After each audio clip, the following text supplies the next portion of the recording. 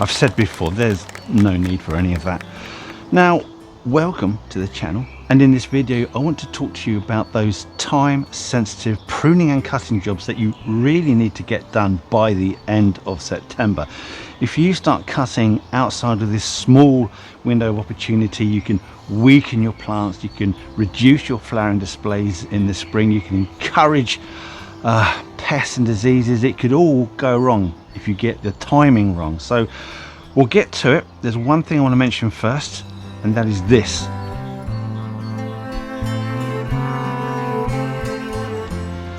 Before you start cutting into your plants, always make sure that your cutting blades are sterilized first. As soon as you cut into a plant that has a disease in it, it could be virus, bacterial, fungal, then the infected sap will be on your blades and you'll be passing that on to the next plant you cut. So best policy is not to do that, but you're going to say, well, how do I sterilize my secateurs? Well, I'll tell you, there are a number of ways you can do it. You can get yourself some rubbing alcohol, wipe that onto the blade. You could pick that up at any DIY store pretty much. You could use sterilizing disinfectant wipes. You could make your own little concoction with some bleach and some water. Check the internet, find out what makes a good ratio for that. Always wash off those blades when you are using these harsh chemicals, because you don't want to damage the fresh cuts you've just made. But if you don't have access to any of that, but you do have a gas hob, that you can always put your blades above the flame for about a minute or so, and again that will help sterilize your blades. So always do that first. Anyway, we're going to talk about several groups of plants. We're going to be talking about trees, we're going to be talking about shrubs, we're going to be talking about hedging, we're going to be talking about climbers, all really important groups. But the first one I'm going to talk about is quite contentious. We're talking about magnolias. And there's a problem.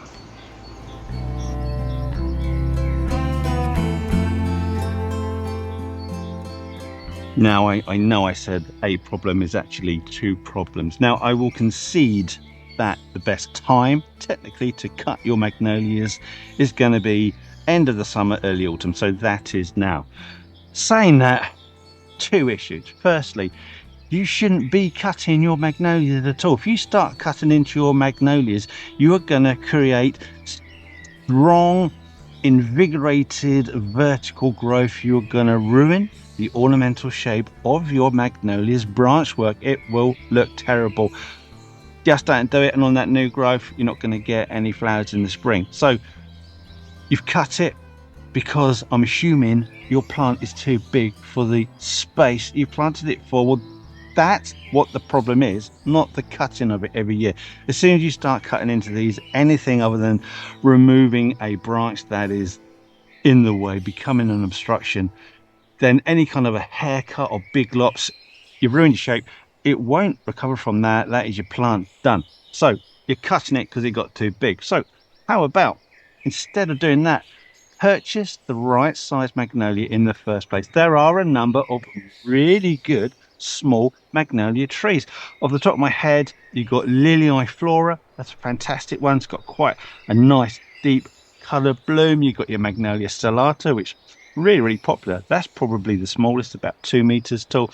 And there's the Lavifolia, which is an evergreen one, and there's quite a big selection of those. There are plenty to choose from. Don't buy a massive grey magnolia tree for a small suburban front garden, because it's going to shade out everything. It will get too big, it will be pushing on your house, the roots will be underneath. That is where the mistake is. If you're in a position where you've got to keep cutting it back, probably your best bet is to take the tree out in the first place. Anyway, I noticed I started ranting. Anyway, the second one is this. The blooms are initiated really after that spring flowering. So it takes a good 10 months or so for those flower buds to build up in size and be ready to flower in the spring. So any wood you take off now, you'll be removing flowering wood for next year's display. So there you go, magnolia. I said it was contentious. I know I ranted. I apologize for that. I can't help myself sometimes. Anyway, let's get to the first group. First group is trees. Oh, hold on a minute. If you're finding this video useful or even just mildly amusing, then don't forget to click the thumbs up, press on that subscription, and if you want to be notified of whenever we release a new video, then click on that notification bell. It helps us more than you know, and it allows us to do stupid visits like this in the future. Anyway, let's continue to find out what old boiled butt has to say. Put my bloody glasses back on. Too hot, too sunny.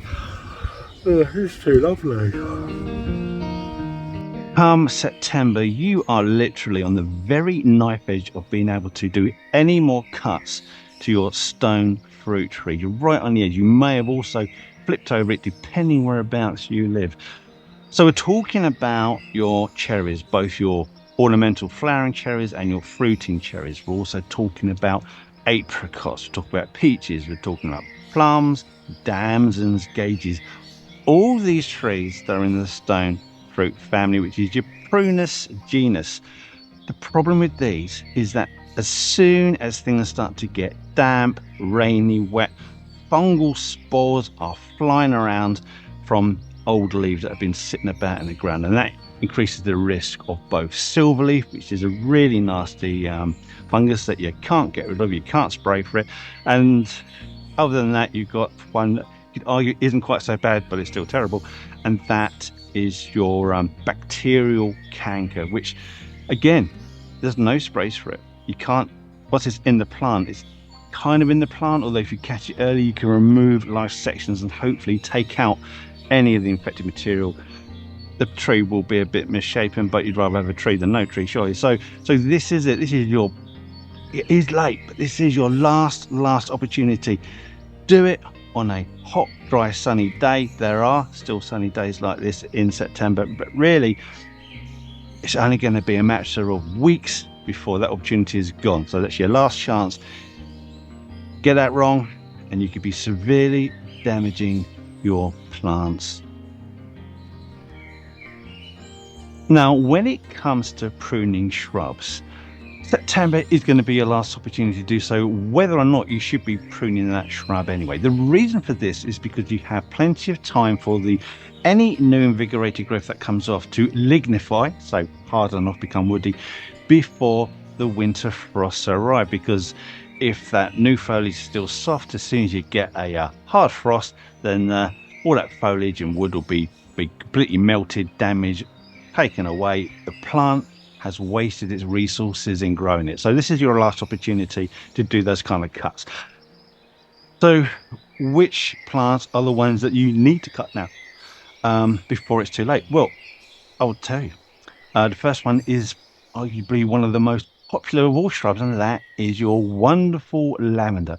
Of course, there is only one decent lavender that you can There's only one decent lavender that you can grow here in the UK, and that is the angustifolia, which is your Munstead. Now I said two because there are hybrids called intermedia. So any of the intermedia hybrids, any of the cultivars of the species of angustifolia, they're all good, they're all bulletproof. They're the ones you want to plant. The thing is, if you grow any others, they won't survive the winter left outside, so it does become a little bit irrelevant. Anyway, so they are coming to the end of flowering. You've got this one opportunity really to cut all that flowers back, go into a small amount of the fresh growth that will produce an abundance of new growth. And it's on that new growth that your blooms will be produced on the following spring. So by cutting now, you're reducing the incidence of that rather unattractive brown wood coming through. You're producing multiple new stems, which means multiple new flowering points. So it's really important for your excellent spring displays to cut your lavender now. And then that moves us on to similar plants that will do the same thing. We're also going to be including the rosemaries, and I particularly like those weeping forms. I do find the regular rosemary a bit boring, although it is fantastic for pinching out to get herbs for your English stews. Moving on from that, you've also got your perovskias, which is your Russian sage. You don't see that one so often. It can be a bit tender, further north you go in the UK. And the last one in this group is going to be your thymes. So again, your ornamental and culinary thymes. And it's all the same thing. You never cut into the brown wood. You always cut into the fresh growth, because these plants, they can produce new growth from the old wood if you cut into it, but really it tends to be quite weak, patchy. It really isn't a good look. You have guaranteed ruin the structure of your plant and the ornamental look of it. So just don't do it. Always cut into the fresh growth. You only need to go into about an inch or so. I saw someone say you can cut into the new growth 4 to 6 inches. Who's seen 4 to 6 inches of fresh growth off of a lavender? I mean, maybe when they're young, but an established plant, that's not going to happen. Hedging, and I'm talking about evergreen hedging, although you can also include hornbeam and limes if you want to. The timing is absolutely fine, but I want to talk mainly about your evergreen hedging. Now, always, if you can, before you cut these, make sure they've been well watered before. Now, that could be you watering them in, or it could be waiting for a rainy day. And it's always best to cut these during a period where you know it's going to be overcast rather than bright sunshine, because if it's bright and sunny and you do quite a deep cut into your foliage, the foliage below will be quite soft and can be prone to scorch. So you'll get like some horrible browning look to it. So that's important with the timing. Anyway, the timing is going to be the same for your other plants we spoke about earlier. It's got time to regrow, harden off. Come the winter, it will go through absolutely fine without damaging a load of this new growth. We are talking about plants such as your Buxus, your yew trees, your any sort of coniferous ones, and they're quite prone to this browning off. All of these, time to cut now. After this period, if you cut it, you get invigorated growth. Again, you've got that risk of all that new growth being cut back by the first frost. So the timing is key. This is why September is so important for these last important cuts. Oh, also your cherry laurel. What is it? Prunus laracerus? Cherry laurels. Be aware, there is a little issue with the cherry laurels when you cut those, because they release a lovely almond scent from the foliage. So if you're bagging them up, sticking that into the back of the van, and you're going, that smells rather lovely, just be careful. Open the windows, because that is a very mild cyanide gas. There have been issues in the past where people being overcome, made quite seriously ill. So be very careful when cutting cherry laurel. Not many people know about this, apart from those who've been severely impacted by it. So that's one to be this one just to keep up there. Just keep it. Well, this is a plant that we haven't spoken about before. So this is the first time we've discussed bearded iris. Now, these can be prone to fungal infections. So the fancy showers and growers of iris, they recommend you cut these leaves down now to about 3 to 4 inches. You can cut it lower, but they like to leave a little stub so you know where they are in the garden. So they can be prone to fungal infection. These look fine. There is a little bit of mottling on the leaves, but you cut them, you remove any of these old leaves that are also connected. Clear up everything off the ground, keep it clean. That should prevent you from getting these horrible fungal diseases come the spring. So there you go, bearded iris, first one for this year. Well done for watching this far. We are at the last group, which are your climbing plants, and there are a number in here that you need to be aware of. The first ones we're going to talk about are your jasmines. We're talking about your typical deciduous jasmine, like your officinale and your besium and all the cultivars of those. Those can be trimmed back now. They should have just finished flowering. It's all good. Right, the second jasmine I want to talk about is your tracheospernum, which is your star jasmine, the evergreen form. Again, now is the time to trim that back, get it back into shape. It should have finished flowering now, so it's all good for that one too.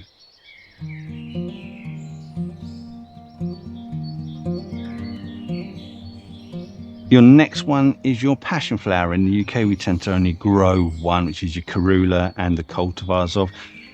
I appreciate there are still some blooms on there, so if you want to leave it a bit longer, that's absolutely fine. I also appreciate Many of these plants will be producing those rather lovely ornamental egg-shaped fruits. Again, I quite like those. I would probably leave those on, but the RHS recommends pruning them now.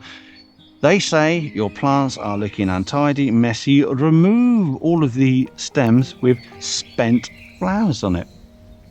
This is the time to do it. That's what they say. Personally, I'm reluctant. I like to see these. I mean, they are exotic. These lovely blooms at this time of year, and I like the fruits too. So, it's a conundrum. I would probably leave them myself, but I guess if I was working with somebody else, I would take them down, because that means I'm doing it by the book and no one can tell you've done it wrong.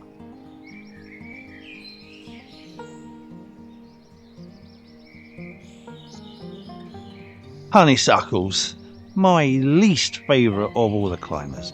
I know you like them, especially you over there, but I am entitled to my own opinion. Why don't I like them? Well, this time of year they're full of mildews, they've got a swarm of wasps over the last remaining flowers, and there's tons, literally tons of dead wood and branches in there. It's a crappy looking plant. I know you like them. I don't care. So this is the time of year where you can start trimming them back lightly and removing that dead wood. We aren't recommending doing your heavy cuts. That is something you would do in the winter. But be honest with you, if I had honeysuckles in my garden, I'd have dug them out and thrown them in the bin. Horrible, horrible plants. But I know you like them. So now's the time for a trim and a tidy. Wait until the winter for those heavy cuts. I forgot to mention to talk about clipped conifers. Bad, Simon. Bad, Simon.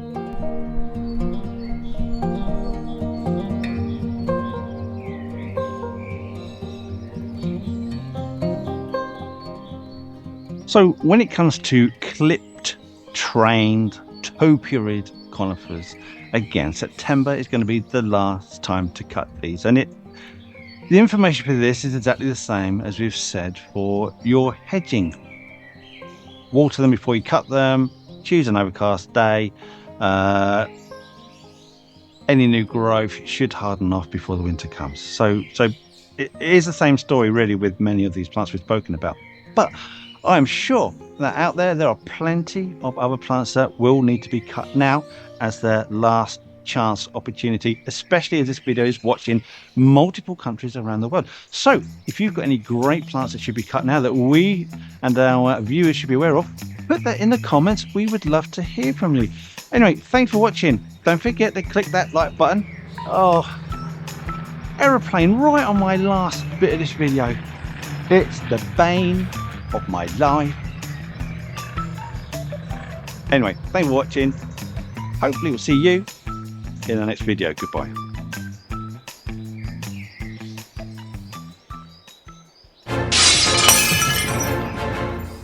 Welcome to breaking news. Thompson and Morgan have joined forces with us, Walking Talking Gardeners, to give you, our viewers, an incredible 12% discount off of everything they have in their store. That's all their dry goods, their sundries, their seeds, their bulbs, all their plants. Everything means everything. How can they do it? I have no idea, but all you need to do to get that discount is spend over £20 and stick in this promotional code, which will be in the description. Alternatively, you can go direct to our landing page, which I'll also put here, and your code will be added automatically. Again, the link for that will be in the description. How do they do it? How can they possibly give such a large discount? I have no idea. No one else can do it. You have got until the end of this year, that is December 31st, 2025, to take advantage of this offer, and then the offer is gone for the spring. So do it now. Spend all your money buying what you need. Don't buy stuff you don't need. It's only worth doing it if it was stuff you wanted to buy in the first place. Don't forget, now is the time to plant your spring flowering bulbs. Anyway, it's all in the description. It's a fantastic offer. I thoroughly recommend it. Who gives 12%? 5% is like your profit margin on all this garden centre products. 12%. Enough said. And now back to your regular programming. Right, now, just before you go, if you want to see more content, more behind the scenes stuff, and images that I've taken of some weird freaky plants over the years, then you're in luck, because we've created an Instagram page. So you can find the link in our description, you can find the link on our main page, and if I'm clever enough I might be able to get a link somewhere up there. Anyway, thank you for watching, and if you want to see more YouTube stuff, then check out this video here. That's quite a good one. And if it doesn't float your boat, then another one right there. And enjoy these while I've still got the strength, imagination and aptitude to make them. Thank you for watching.